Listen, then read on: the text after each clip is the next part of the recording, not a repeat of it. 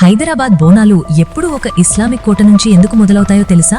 దీని వెనుక 600 ఏళ్ల నాటి ఒక ముస్లిం రాజు సృష్టించిన చరిత్ర దాగి ఉంది. 1675వ సంవత్సరం అప్పటి కుతుబ్ షాహీ పాలకుడు అబుల్ హసన్ తానీషా గోల్కొండ సామ్రాజ్యాన్ని పాలిస్తున్నాడు.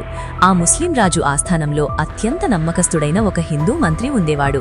అతనే మంత్రి మాదన్న. వీరిద్దరి మధ్య అద్భుతమైన మత సామరస్యం ఉండేది. ఆ చనువుతోనే మాదన్న ఒక సాహసం చేశాడు.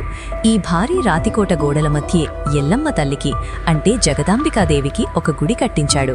అది చూసి రాజు ఆగ్రహించలేదు. పైగా ఆ గుడికి అనుమతి ఇవ్వడమే కాకుండా ఒక చారిత్రక తీర్పునిచ్చాడు.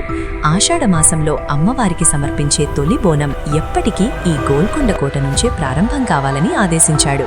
ఆనాడు మొదలైన ఆ హిందూ ముస్లింల ఐక్యతా సాంప్రదాయం నేటికి అస్సలు చెక్కుచెదరలేదు.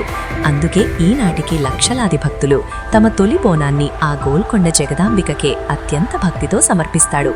మన మత సామరస్యానికి ప్రతీక అయిన ఈ చరిత్రకు ఒక లైక్ వేసి కామెంట్ సెక్షన్లో ఓం ఎల్లమ్మ తల్లి నమః అని రాయండి.